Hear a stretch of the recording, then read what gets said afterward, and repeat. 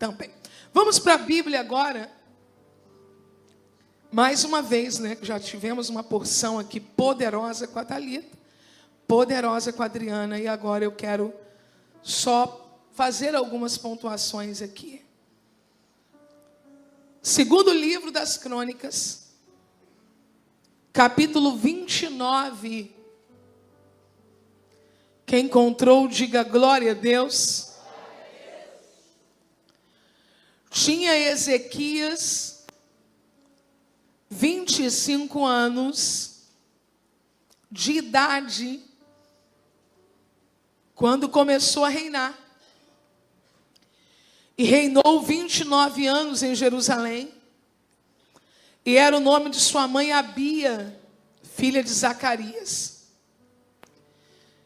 E fez o que era reto aos olhos do Senhor, conforme tudo quanto fizera Davi seu pai.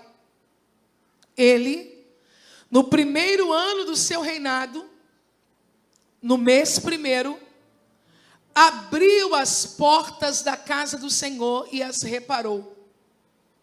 E trouxe os sacerdotes e os levitas e os ajuntou na praça oriental. Levante uma das suas mãos. Pai, acabamos de ler a tua palavra. Ela permanece no céu e é revelada à tua igreja pelas Escrituras. E a minha oração é para que o Senhor fale e não te cales esta manhã. Glorifica o teu nome pela tua palavra e por ela levanta um exército poderoso de pregadoras aqui nessa manhã. Eu oro crendo em o nome de Jesus. Amém. Você pode aplaudir ao Senhor pela sua palavra agora?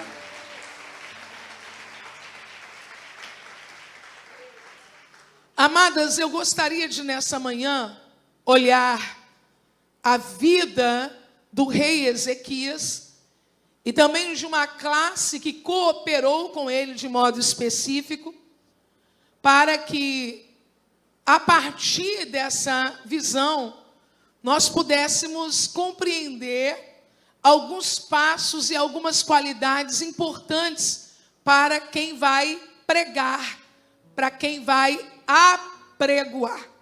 Daqui a pouco o senhor volta comigo, tá, irmão Gilvan? Para quem vai pregar, para quem vai... Esse é o irmão Gilvan, tá? Ele é o Gilvan da Thalita. Para quem não conhece, está sempre aqui comigo, me abençoando, né, irmão Gilvan? É quase meu irmão. Então, querida igreja, Ezequias teve um papel de pregador, sendo rei, como quem apregou a algo. E embora ele não seja um profeta, normalmente quando eu ministro a pregadores, a pregadoras, eu gosto muito de usar a figura do profeta. Eu quero usar aqui a figura do rei. Porque Ezequias, ele vai reinar e ministrar em um período parecido com o período que nós estamos vivendo. Então é possível olhar para Ezequias e nos espelharmos na sua conduta dentro desse contexto que eu vou ler e aplicar. E vou tentar provar. Vou tentar provar. Vem comigo, Deus.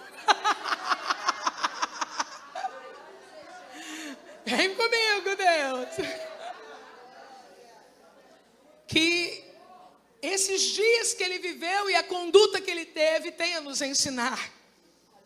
Eu gostaria que você que está anotando, anotasse pregadoras reformadoras.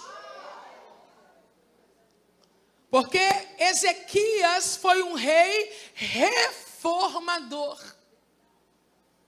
Ezequias está reinando em um período que a casa do Senhor está fechada, que as lâmpadas estão apagadas, que os levitas não estão em posição de santidade, que o povo está disperso, que o culto não está sendo feito da maneira que deveria ser feito. Você se identifica com essa realidade? Sabe como Ezequias, ele entra no texto como um reformador? Com a seguinte expressão: e fez o que era reto aos olhos do Senhor. Diante do que já ouvimos, eu quero te alertar que quando teoria e prática estão divorciadas na vida de uma pregadora, ela não tem autoridade para pregar. E fez.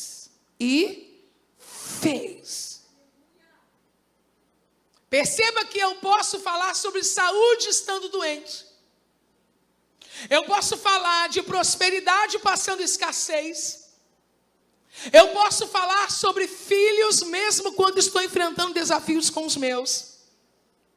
Mas eu não posso falar sobre coisas que estão no meu governo praticá-las, sem praticá-las.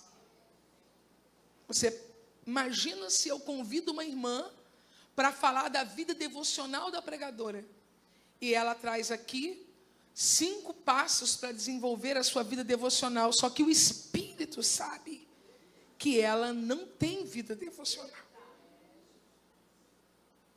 Imagina se eu trago aqui uma pregadora para falar sobre preparo, mas o Espírito sabe que ela baixa um esboço na internet, coloca dentro da Bíblia, nem sequer lê para revisar se está certo ou errado, e abre e prega. Imagine você se eu estou aqui nesse momento falando sobre prática, mas o Espírito está me sondando e dizendo: você é exatamente o avesso do que você está pregando.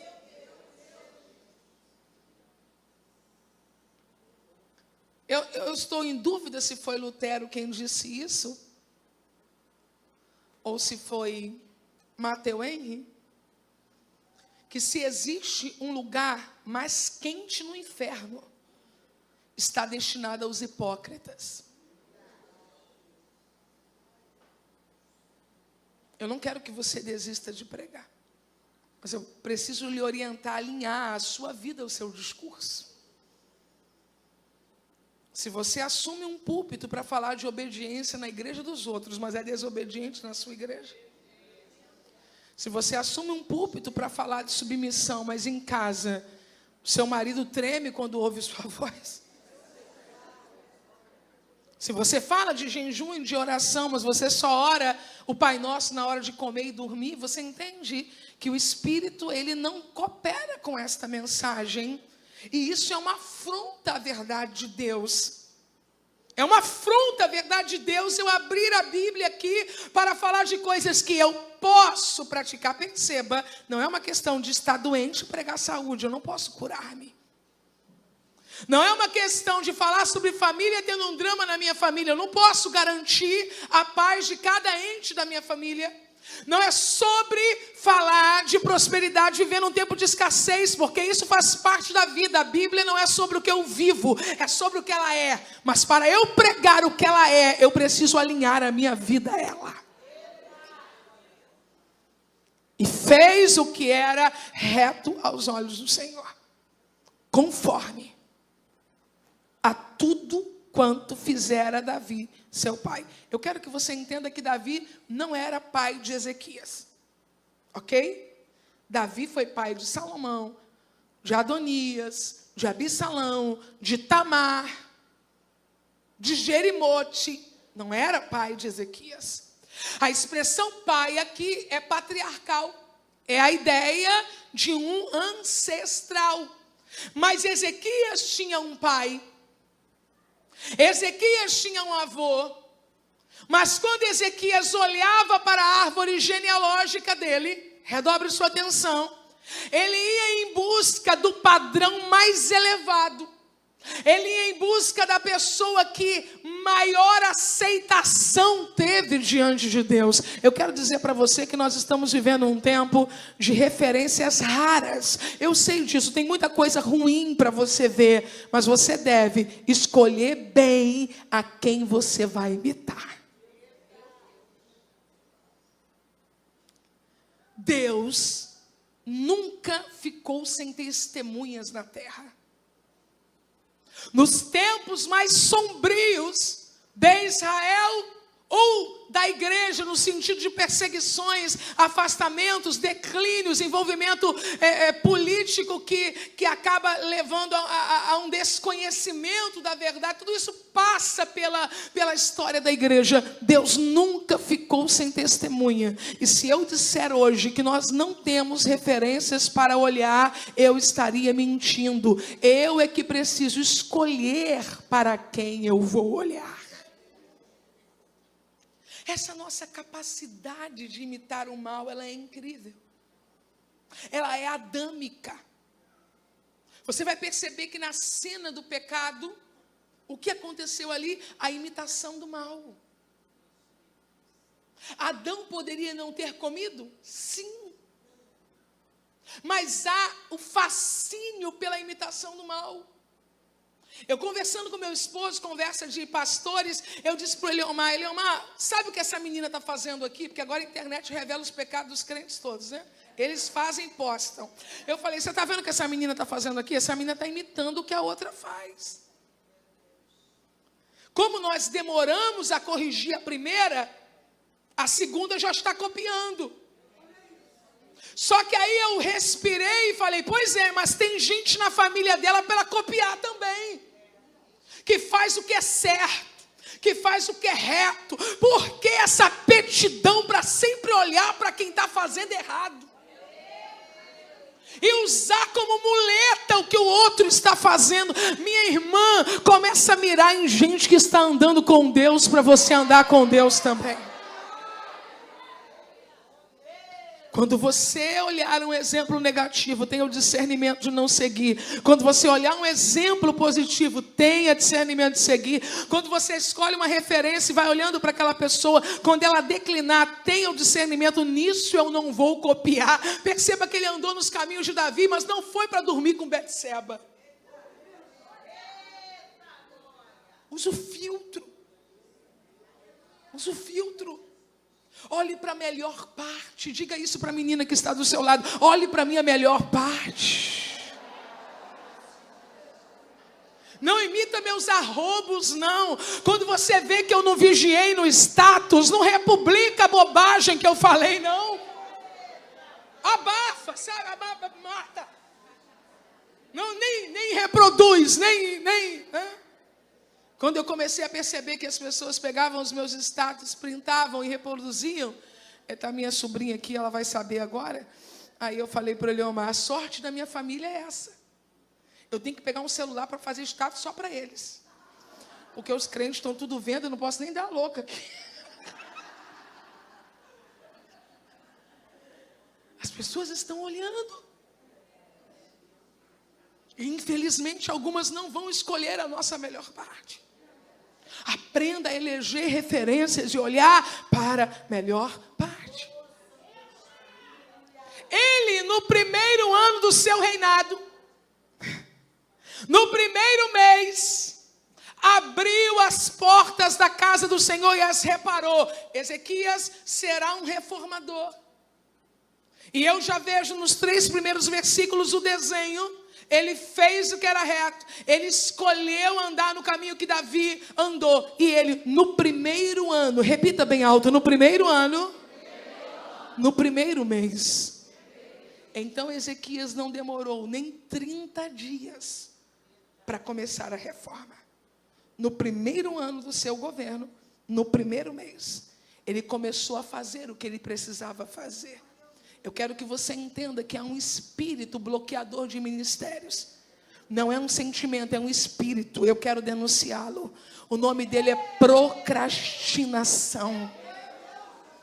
Puxe o histórico da sua vida. Você dizia: depois que eu crescer, depois que eu casar. Olha só os adiamentos: depois que eu crescer, depois que eu casar, depois que eu tiver filhos, depois que eu construir minha casa, depois que eu concluir a universidade, depois que os meus filhos crescerem, depois que eu casar meus filhos. Com muito respeito às avós que estão aqui, aí você mudou: depois que eu ajudar meus filhos a criar os netos. O final dessa história, eu não quero te assustar, é você no meio, as pessoas em volta cantando: ó, que saudosa lembrança.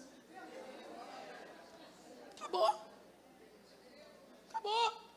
Porque você fez uma aliança com a procrastinação. Eu quero lhe orientar a quebrar a aliança com a procrastinação e fazer do seu chamado prioridade.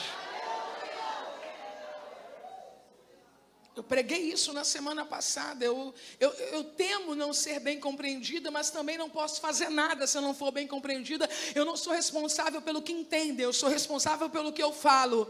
Existem pessoas fugindo para a família para negligenciar o ministério. Então se esconde na família. Eu não posso, porque a família, não. Deus te deu 24 horas. Tem o tempo da família, tem o tempo da vida devocional, tem o tempo do ministério, tem o tempo do casamento. Você precisa aprender a remir o tempo. E deixa eu lhe dizer uma coisa: esse aqui tem sido um opositor. O que você chama de família, eu chamo de smartphone. O que você chama de ocupação, eu chamo de smartphone. O que você chama de muitas tarefas, eu chamo de smartphone. Faça uma aliança com a sua alma. 1 dia sem ligar, 2 dias sem ligar, 3 dias sem ligar. E você vai perceber que essa crença de que nós não temos tempo passa pelo tempo que nós estamos perdendo com aquilo que não acrescenta nada.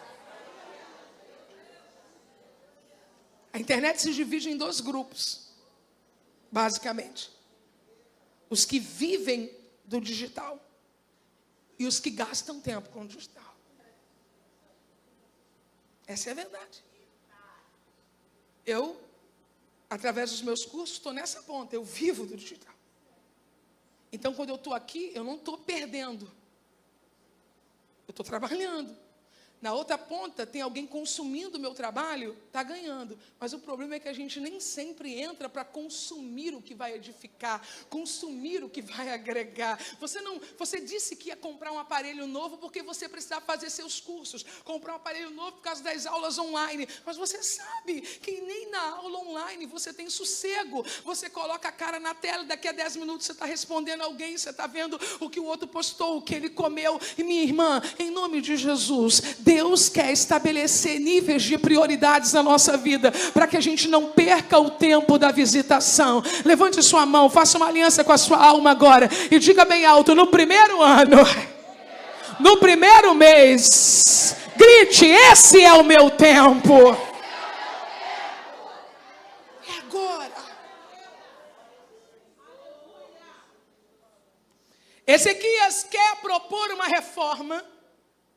E como reformador, a Bíblia diz que ele abriu as portas da casa do Senhor. Quem abriu as portas? Ele. A Bíblia diz que ele as reparou. Quem as reparou? Mas ele entende que o trabalho não morre nele.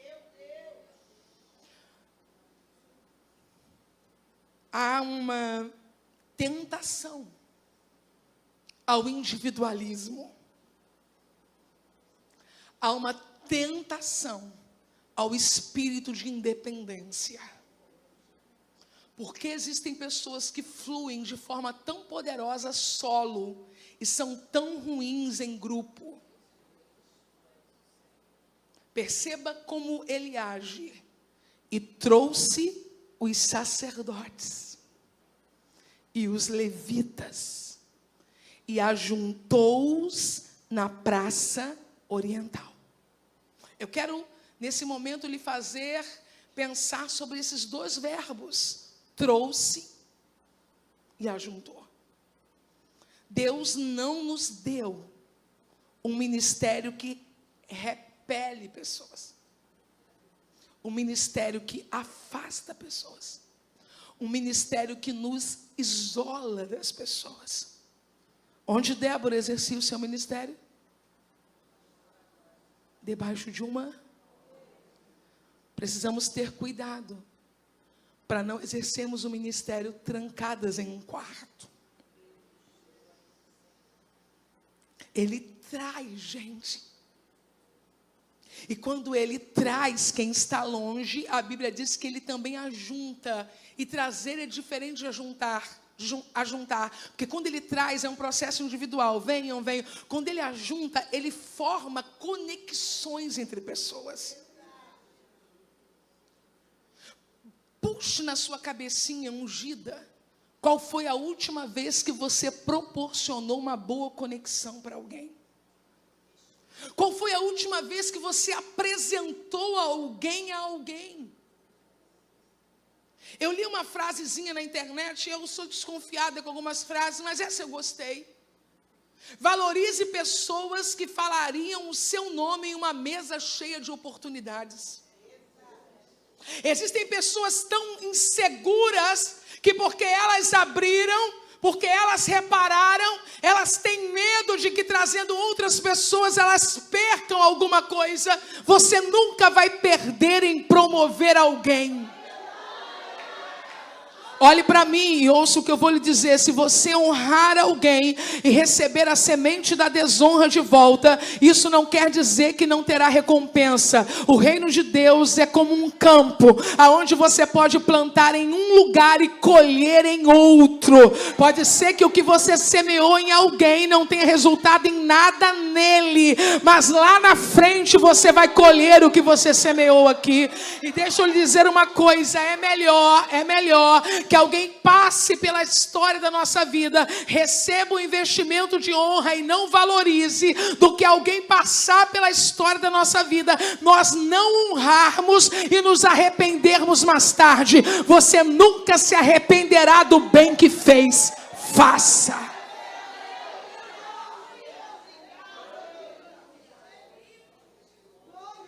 Tem o contraponto? Claro. Indiquei a irmã Simone para pregar em Nova York. No mínimo, ela tem que trazer um echarpe de Nova York para mim. Que eu amo echarpes. Nós precisamos aprender a ser agradecidos. Gratidão, olhe para mim, é algo que eu nunca devo esperar de ninguém, mas devo praticar sempre. Eu vou repetir, gratidão eu não devo esperar de ninguém, mas eu devo praticar sempre. Ingratidão não pode ser uma ferida sobre o que o outro fez na minha vida, mas um mal que eu não devo fazer a ninguém. Deixa o ingrato seguir o caminho dele, mas você vive num batismo de gratidão.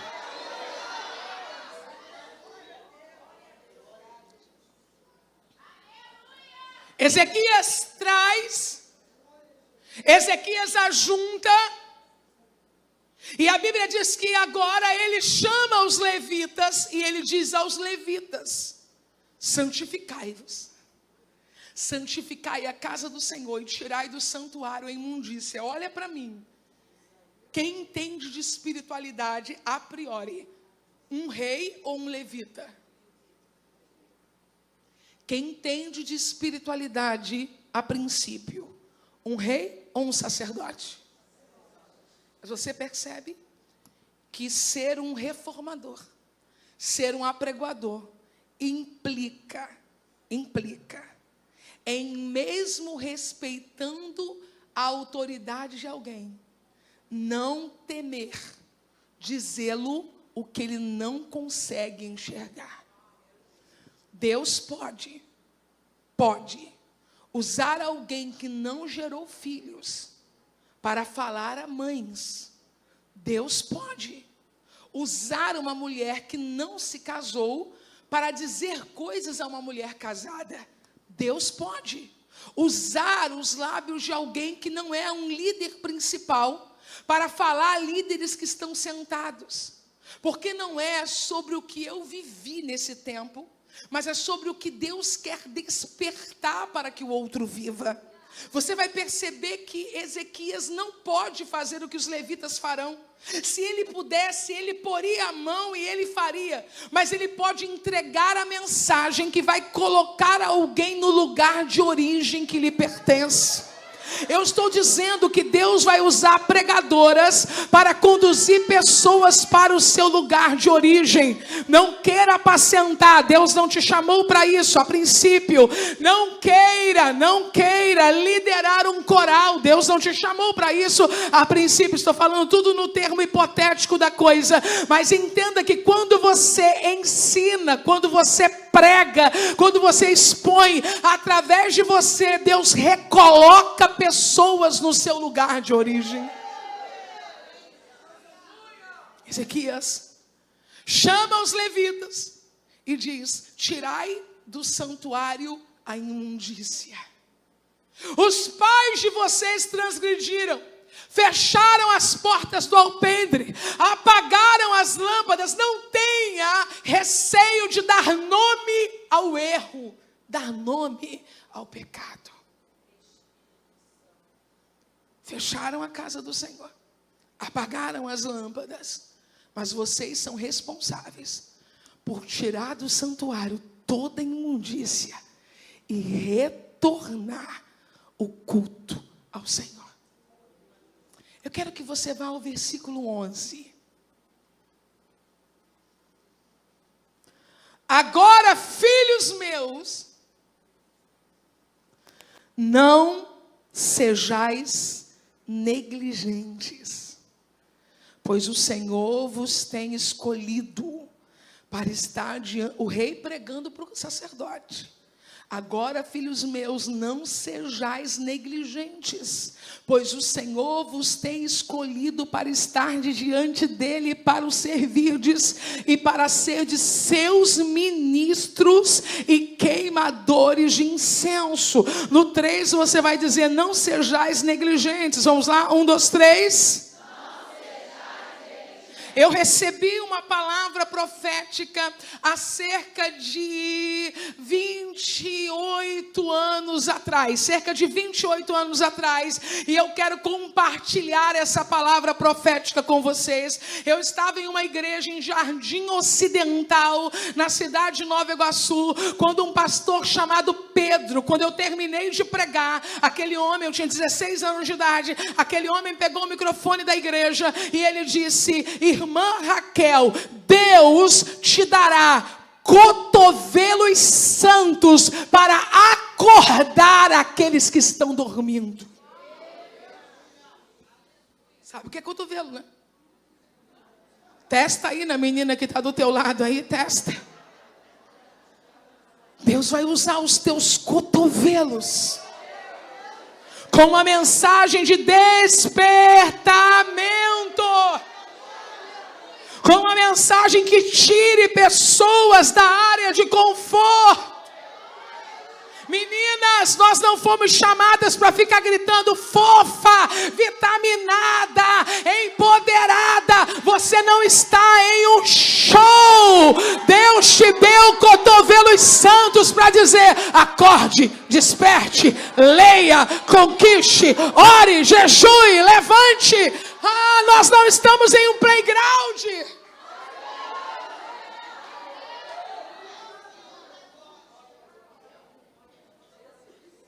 Não sejais negligentes. Porta da casa do Senhor fechada, lâmpadas apagadas, e a gente brincando de fazer dancinha. Porta da casa do Senhor fechada, lâmpadas apagadas, e nós algumas vezes colocando mais conforto em torno de quem já está acomodado. Deus vai te usar para tirar penas de alguns ninhos. Deus vai te usar para colocar espinho no ninho de algumas pessoas. Não, Helena, não sou má, não vou lá fazer maldade, não. Se a mãe do pássaro não coloca espinhos no ninho, ele não voa. O ambiente precisa ficar desconfortável para ele ter coragem de enfrentar o voo. Uma mensagem que coloca mais pena, e vai virando um travesseirinho, e vai virando uma caminha, e daqui a pouco já está esticando as pernas, e vai esticando os pés. A gente nunca se move do lugar que está. Deixa eu te dizer uma coisa, parece confortável, mas vai faltar comida aí. Parece confortável, mas vai faltar água aí. Parece confortável, mas se a chuva bater forte e o pássaro não aprender a voar para a rocha, ele morre. Então o espinho é para dizer: você pode viver melhor do que você está vivendo. Coragem!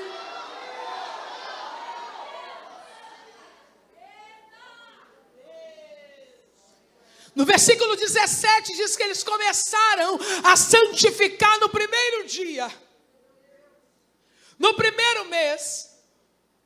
No versículo 18 diz que eles foram ter com Ezequias e avisaram a Ezequias: atenção nisso, já purificamos a casa do Senhor, o altar do holocausto com todos os seus utensílios e a mesa da proposição com todos os seus utensílios. Agora o versículo 19. Também todos os objetos, não é só de espinho que uma pregadora vive, né? Também todos os objetos que o rei Acais, no seu reinado, lançou fora na sua transgressão, já preparamos e santificamos, e eis que estão diante do altar do Senhor. Vem aqui. Quem assumiu o reinado agora foi Ezequias. Mas no reinado de Acais, de quem? Na transgressão dele.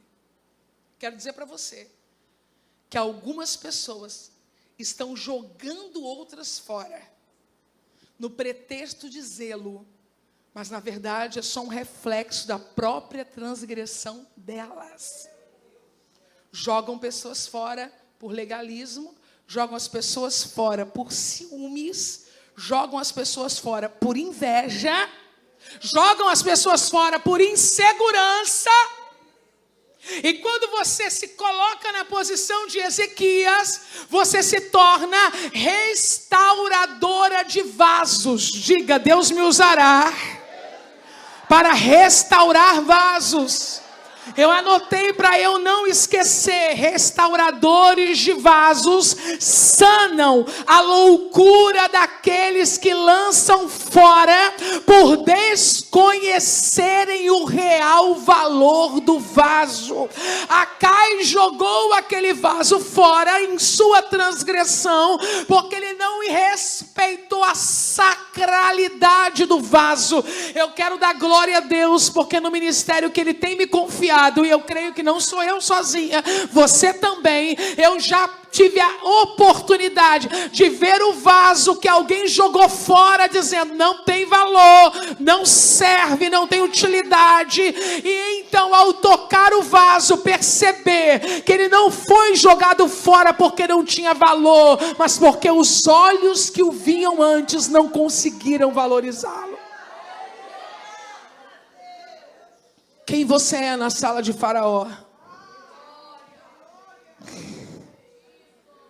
Quem você é na sala de Faraó? Olha para mim, quem você é na sala de Faraó?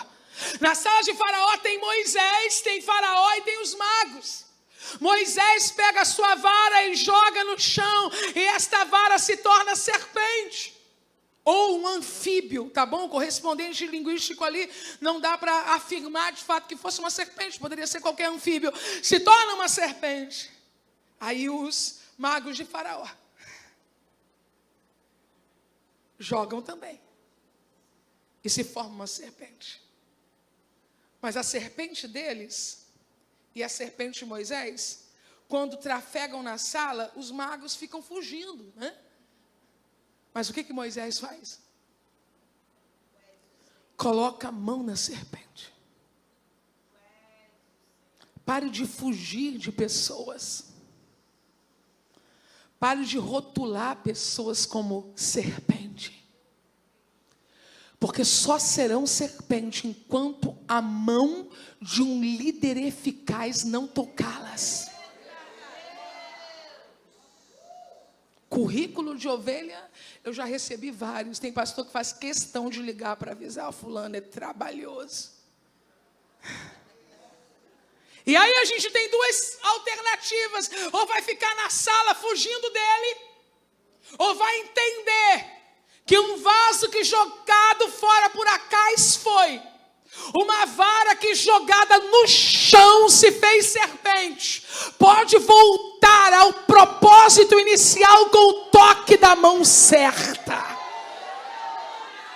Ah, gente, quando Moisés pegou a serpente, ela se tornou vara outra vez. Eu estou liberando uma palavra sobre a sua vida. Você vai ver serpente sendo transformada em objeto útil na casa de Deus.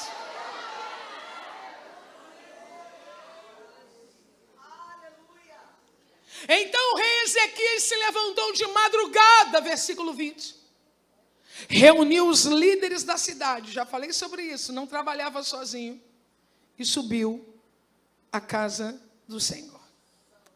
Dos versos 21 ao 25, quem está comigo, diga aleluia. Aleluia. Eles vão oferecer ao Senhor uma grande oferta. Mas no versículo 25, eu vou perceber uma característica desta reforma muito importante. Está na tela, observe. E pôs os levitas na casa do Senhor com símbolos, com alaúdes e com harpas, conforme o mandado de Davi de Gade, o vidente do rei e do profeta Natã. Porque este mandado veio do Senhor por mãos de seus profetas. A reforma implica em trazer coisas novas, sim ou não? Sim.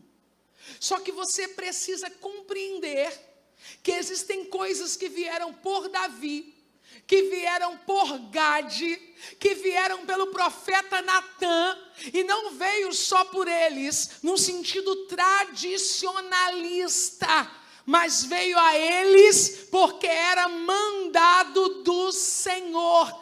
Tradições são móveis, costumes são móveis, liturgia muitas das vezes sofre modificações a cada tempo, mas você precisará reconhecer, anote, que nem tudo pode ser atualizado. Quando você reforma, você precisa ter zelo pelas colunas da casa.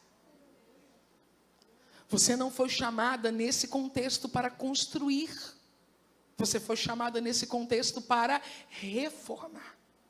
A gente reforma a porta. A gente reforma chão.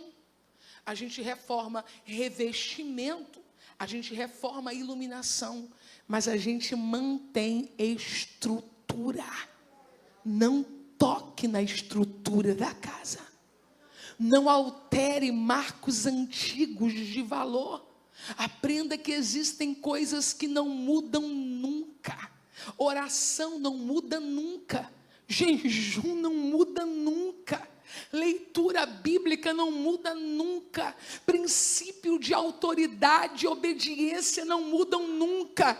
Você pode usar uma forma lúdica para se expressar. Você pode se vestir de maneira diferente de um grupo até para se identificar com outro. Mas entenda que aquilo que veio de Davi, veio de Gate, veio de Natã, e não é só uma questão de tradição, mas é uma questão de mandado do Senhor por mão dos profetas. Isso precisa ser mantido. Olhe para mim, nem tudo do passado deve ficar no passado. O povo vai sair do Egito. Quem está comigo, diga aleluia. Eles vão sair do Egito levando muita coisa boa que eles ganharam. como um pagamento que Deus instituiu pelo tempo da escravidão. Mas eles vão levar uma caixa de ossos. Com os ossos de quem? O osso de Rubem ficou no Egito. O osso de Issacar ficou no Egito. O osso de Zebulon ficou no Egito. O osso de Naphtali ficou no Egito. Porque tem coisas que tem que ficar no passado mesmo, porque não tem valor. Carregar corpo morto não dá velocidade na viagem. Mas os ossos de José são diferentes. Os ossos de José dão conta de uma aliança profética. Não deixe os meus ossos aqui.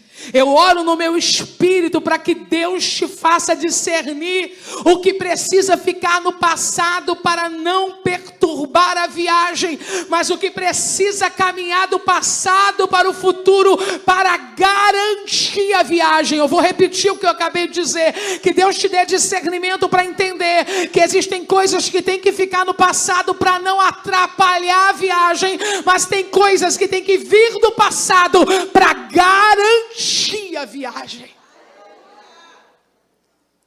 Versículo 28. E toda a congregação se prostrou quando entoavam o canto e as trombetas eram tocadas. Quanto tempo durou o culto? Até o holocausto se acabar. Nós estamos vivendo 2 fenômenos. Posso falar? Longos cultos, recheados de humanismo. Cultos longuíssimos, porque todo mundo tem que falar. Porque se o fulano não falar, ele se aborrece. Porque se a orquestra não tocar, ela vai embora. Porque se o ministério de louvor não cantar 18 hinos, eles ficam tristes. Longos cultos recheados de humanismo. Pregador também vaidoso, que acha que tem que ter 2 horas para ele pregar. Isso também é vaidade. Eu não sou pregador de 1 hora. Você é pregador até de 10 minutos, irmã. Maria pregou num versículo só: fazei tudo o que ele vos disser, amém. Mensagem de 3 tópicos: fazei tudo o que ele vos disser. Fazei, prática, tudo. Não é possível escolher o quê? Que ele vos disser. Não entenda que ele disse o que ele não disse. Maria pregou numa frase assim. Eu disse que são 2 fenômenos, longos cultos recheados de humanismo. Mas tem o outro também, quer ouvir? Curtos cultos recheados de acomodação. Se o pastor um dia falar um pouco a mais,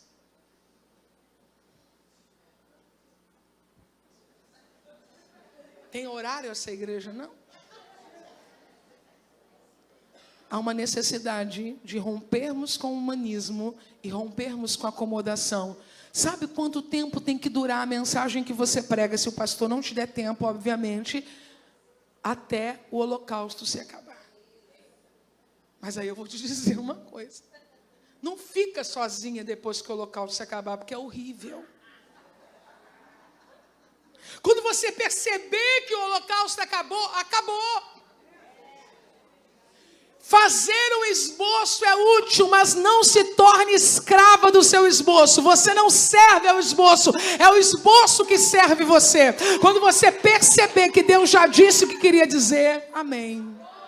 Aí quando o culto termina, um crente muito cheio chega para você e diz: mas pregou tão pouco. Eu te ouviria uma noite inteira. Isso é porque ele é bom, mas tem ruim também. Então tem que ter a dose certa para que a gente não fique só com a fumaça depois que o holocausto não está mais lá. Vamos evoluir. Agora você não vai gostar, mas tudo bem. Depois do que a Adriana fez, eu me sinto encorajada. Versículo 29. Esse eu quero ler com vocês. Vamos lá? 1, 2, 3. E acabando.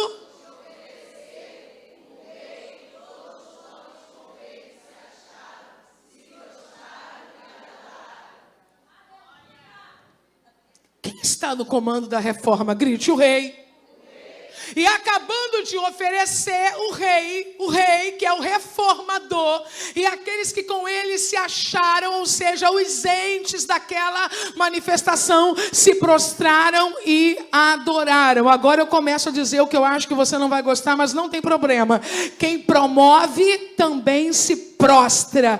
Quem promove também adora. Cuidado com o fogo que só se mantém aceso enquanto o microfone está na sua mão. Isso não é pregação, isso é exibição. Não terminei, vou continuar. É Nabucodonosor que gosta de ver as pessoas no fogo e ele vendo do lado de fora. Há um espírito de Nabucodonosor nessa geração e na igreja brasileira. Pregadores que assistem o fogo, líderes que assistem o fogo, mas nunca entram no meio dele. Deus não te chamou para assistir, Deus te chamou para viver.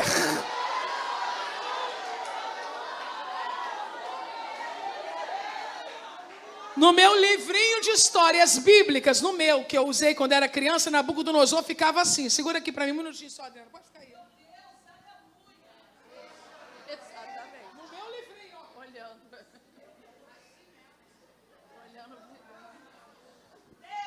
Andando por esse chão do Brasil, que eu já vi de gente assim, ó.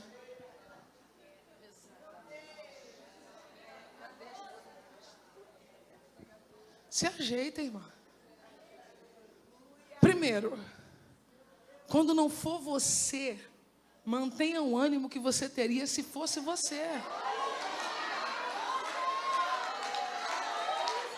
É feio. É ridículo. Não é cristão. Não é santo esse comportamento. Soa, pode não ser a intenção, mas soa com arrogância. Dependendo da sua posição, se você for líder da igreja, esposa do pastor ou pastora, soa como constrangimento para quem está pregando. Deus guarde o nosso coração de fazer uma celebração e nós mesmos não se prostrarmos nela. Levante a sua mão mais alto que você puder e eu começo a concluir. Diga bem alto: Deus, começa por mim o que o Senhor quer fazer.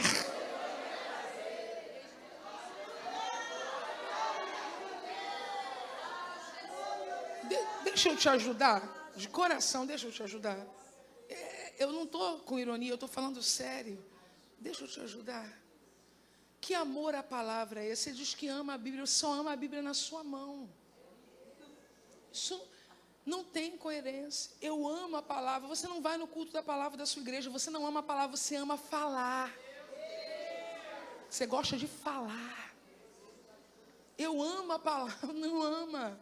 Não. Você ama aquele momento de estar no centro com todas as pessoas te ouvindo.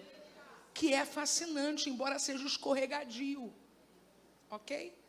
Num curso que eu tenho sobre pregação, eu falo sobre isso, que púlpito é precipício. Nem todos caem, mas muitos caem. Porque naquele momento, né, está todo mundo te olhando. E talvez, já vai me perdoando, tá? Que o Espírito te ajude a entender. Eu falei para o Leomar que eu tenho um propósito entre eu e a Carla, que eu estou tentando aplicar com todo mundo, Carla. Que é fazer sempre a melhor interpretação.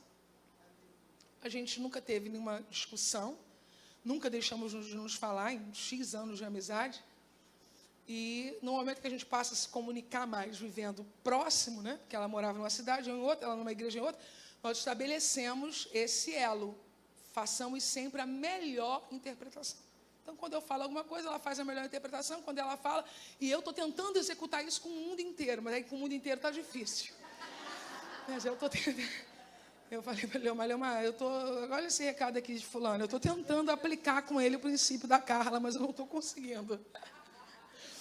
Então eu oro no meu espírito para que você faça agora a melhor interpretação do que eu estou dizendo. Algumas vezes a gente fica em casa o dia inteiro e não tem quem nos ouça. E aí parece que é bacana, a gente está aqui, está todo mundo ouvindo a gente, mas não é sobre ser ouvida. Você tem que aprender a estabelecer relacionamento com a palavra. E esse relacionamento não se dá só quando você fala, mas especialmente a Bíblia não diz que a fé vem pelo falar.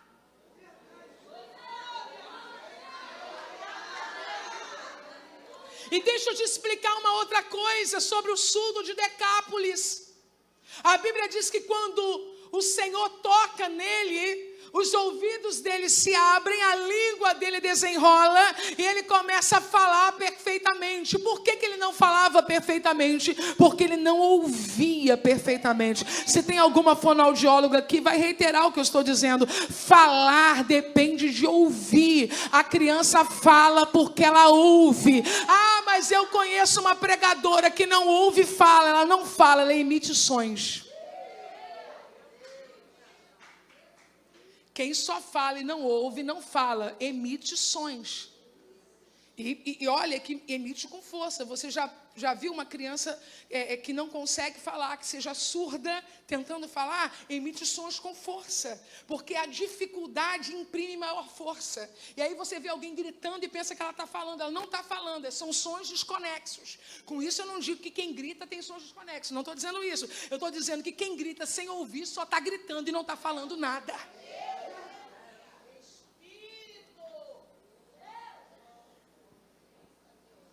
Vou cantar um corinho.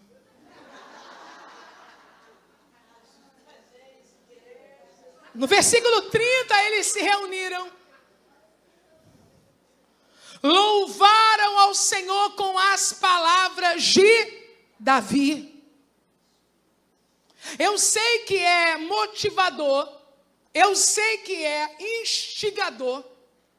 Como a pastora Adriana já disse, metáforas, alegorias e, sobretudo, o ponto máximo de uma mensagem, né? Que são as aplicações. Mas você não deve se preocupar com isso. É possível que, na medida em que você se desenvolva, Deus vai iluminando você e você consiga transmitir com clareza algumas coisas que alguém até dirá: uau, eu nunca ouvi isso. Ainda que já tenhamos sido confrontadas pela mensagem da Thalita, que diz que nem tudo que Deus te revela é para os outros. Eu me lembro de uma pessoa muito querida que foi dizer algo que Deus revelou para ele, aquilo virou um tormento nacional, e eu discerni. Eu falei, é homem de Deus, Deus revelou mesmo, Deus só não mandou ele falar. Entendeu? Então existem coisas que você vai perceber, e outras, na evolução, você vai conseguir construir. Mas qual é a sua ocupação máxima? Anote. Repetir o que a Bíblia diz. Uma reforma acontecendo. Quem trabalha no Ministério de Louvor, canta, sabe que quando o Espírito ele se move na igreja, é muito comum que haja cânticos espontâneos. Já ouviu isso? Cânticos espontâneos, em muitas ministrações, DVDs, você vê isso, cântico espontâneo. Então, quando há essa manifestação de poder, seria muito comum que houvesse cânticos espontâneos, mas a Bíblia diz que eles louvaram com as palavras de Davi e com as palavras de Asaf. Quando você quiser ter certeza de que não vai errar, repita o que a Bíblia já disse. Eu vou pregar sobre o cego de Jericó. Mas eu tenho que falar uma coisa que ninguém falou. Para quê? Qual a funcionalidade disso? Talvez você fale algo que ninguém falou e depois as pessoas até digam, irmã, olha que lindo que você disse, nunca tinha visto assim, como Deus me abençoou. Ok, mas eu não posso ser escrava disso. Eu não posso chegar a vocês hoje, e eu começo a concluir, não só para pregadoras. Vai estar lá um monte de pregadoras, eu tenho que impressionar. Eu vou falar para elas um monte de coisa que elas nunca ouviram. Não, Deus não mandou dizer nada que vocês nunca ouviram. Eu orei por isso e Deus me disse. A reforma de Ezequias. Me perguntam quase que sempre, quando há uma entrevista, uma conversa, pastora, qual é a parte mais difícil para a vida de uma pregadora, ou qual foi o seu maior desafio? Essa pergunta, qual foi o seu maior desafio? Eu sempre respondo, o meu maior desafio lá atrás está presente comigo até hoje. Ser fiel ao que Deus quer que eu diga. A tentação para você ser infiel ao que Deus quer que você diga é muito grande. E aí você se deixa levar pelo ambiente. Deixa eu contar para você, fui convidada para pregar em uma igreja e era um evento de mulheres. E eu cheguei, né, encostei o carro, tal, entrei. E quando eu entrei, irmãs, você sabe aquele culto que você tem vontade de morar na igreja? Eu fiquei tão assim, sabe? O Ministério de Louvor, Dani, eu até pequei contra vocês. Eu falei assim, não, eu tenho que filmar isso aqui. O Leomar começou a filmar. Eu falei, vou filmar isso aqui para passar para o Ministério de Louvor da igreja para ele ver como é que é, porque isso aqui tá bom demais. Sabe? E aí eu comecei, já estava orando, e o Espírito tinha me dado uma mensagem. Aí eu comecei a... Não, o Espírito me deu essa mensagem, mas não vou pregar isso não. Isso aqui está muito cheio. Isso aqui está muito bom. Tem sentido nenhum eu falar sobre cura emocional, dores, traumas, porque as mulheres estão muito cheias, Jesus. Eu tenho que ficar cheia também. E aí eu tive uma experiência, tá? O Espírito Santo me disse assim, gente, de coração, nada disso é verdade. Eu gelei. Aí eu falei para ele, Leomar, assim, Leomar, diante de Deus eu estou. Leomar, o Espírito Santo falou que... Aí ele olhou para mim, eu estou sentindo também. Isso é performance. Isso é performance. Estão com o coração arrebentado, mas tem que pular. Queriam chorar, mas não pode, tem que rir. Queriam clamar, me socorre, mas não pode, porque performanciou dessa forma, né? E a liderança diz, passe fogo, passe unção, e fica todo mundo ali treinado. Eu já estava querendo treinar vocês também para fazer a mesma coisa. Passa fogo, passa unção. Qual é o desafio nessa hora? Ser fiel ao que Deus quer que você diga. E eu muito sem graça, porque tinha muito fogo, muita unção, mas eu já estava ciente que não era bem assim. Peguei a Bíblia e abri, e fui pregar uma mensagem muito peculiar sobre mulheres, sobre cura para mulheres. Eu não sei se algumas de vocês aqui já ouviram eu pregar sobre quando Jesus cura a menina. Alguém conhece? Né? Jesus cura a menina, porque a menina parou de cantar, parou de sorrir, parou de pular. E no início ninguém me deu confiança, que estava todo mundo cheio, né? Ninguém me deu confiança. Mas depois a palavra é poderosa. Não tenha medo de ser fiel à palavra. Me perguntaram, por que você pregou aquela mensagem, cuidado com o seu lenço? Porque eu não tinha outro jeito. Ou você prega o que Deus quer que você pregue, ou você não vai pregar nada, vai passar vergonha. Então, entre passar vergonha eu ou alguém que não gostou, passa quem não gostou. Eu vou ter que... Para concluir, meninas, fui pregando, o Espírito, pela palavra, foi trabalhando. A igreja ficou de pé. Eu falo isso com temor, tá? Não... Eu disse assim, eu quero que venha aqui à frente. Quem sente o que aquela menina sentiu? Estava todo mundo cheio, pulando, muita efusão. Quem sente que está morrendo? Eu não tive, no altar largo, espaço para comportar. Nós somos treinados para sermos felizes o tempo todo, mas nós não estamos felizes o tempo todo. Se bobear, nós vamos começar a criar uma performance de que estamos cheios de poder o tempo todo. Mas Deus queria curar aquelas moças. Claro que elas são mulheres de Deus, claro que elas são cheias do Espírito Santo, não estou dizendo que não são, mas se eu me deixo levar pela imagem de que todo mundo ali era cheio, era quase um super-herói, eu não conseguiria entregar a mensagem que ia curar aquela pessoa. Então você precisa ser fiel ao que Deus quer que você fale, e não deixar o ambiente tente te convencer, nem o contrário, porque às vezes nós, agora eu vou ter que virar o espelho, que somos mais conservadores em algumas questões. Chegamos numa igreja que não é tão conservadora e você acredita que todo mundo lá precisa de libertação, de conserto, de transformação, e não é nada disso. Igreja é igreja e o dono da igreja é Jesus. Então não olhe para as pessoas, ou então todo mundo aqui é rico, todo mundo aqui é fino, eu não posso falar qualquer coisa, fino também sofre, rico também sofre. Então seja fiel ao que Deus quer que você diga.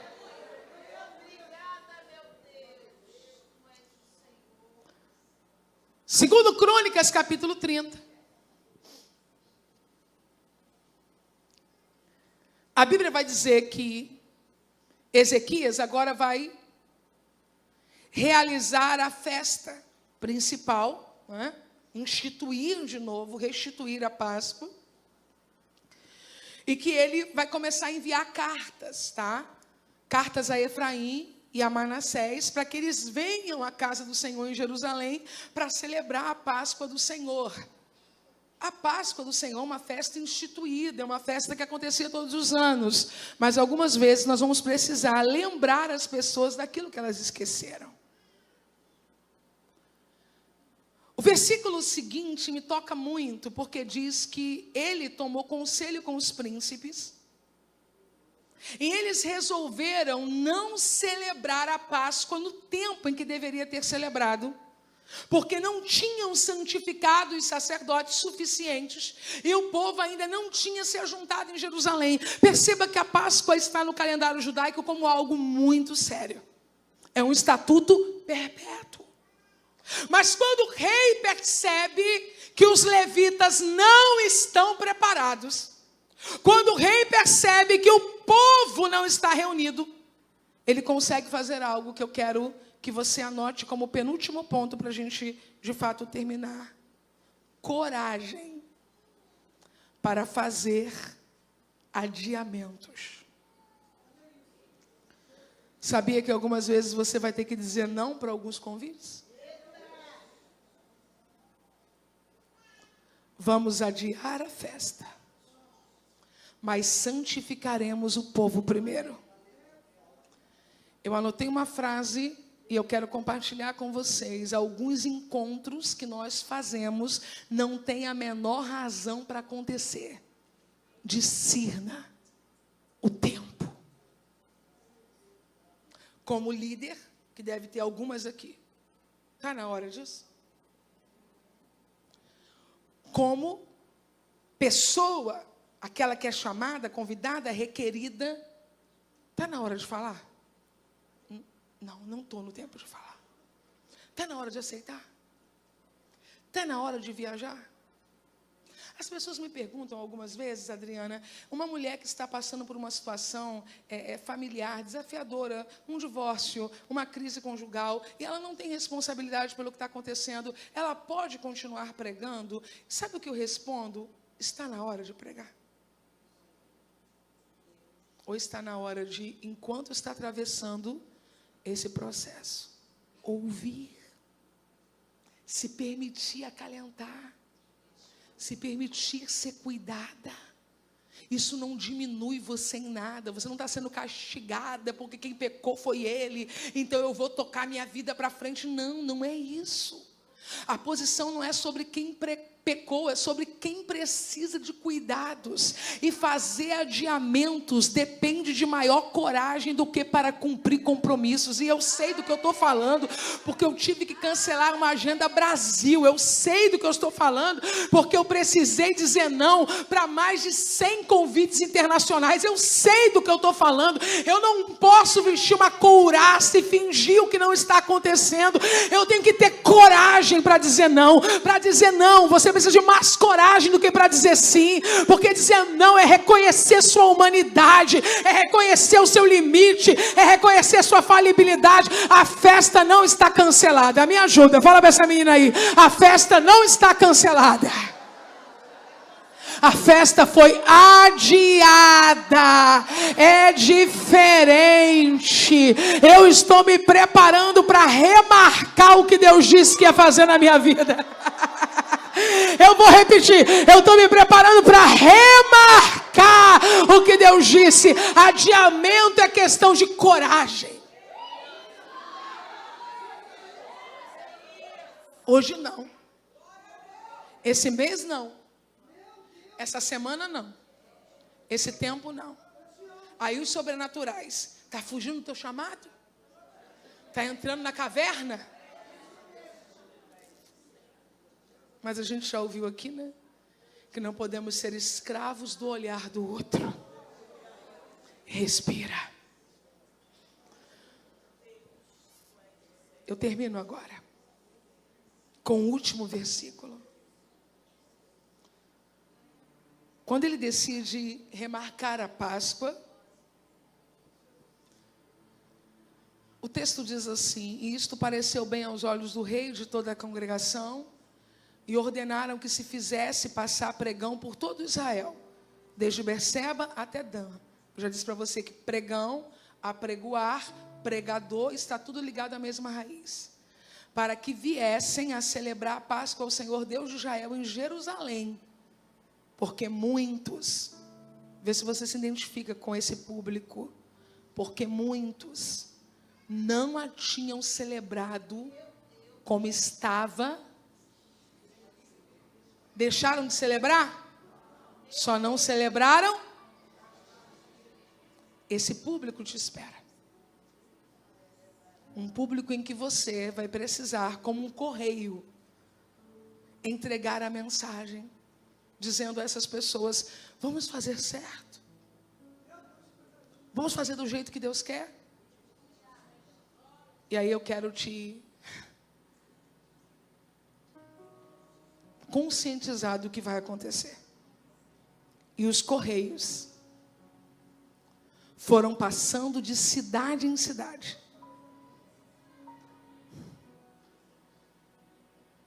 Pela terra de Efraim e Manassés até Zebulon. Porém, riram-se e zombaram deles. Nessa hora você quer dizer: então Deus não me chamou não. Preguei, ficou todo mundo olhando para mim, ainda anotando quantos né eu disse. Adolescente é terrível, adolescente anota né, eu anotava 21 né que o irmão disse.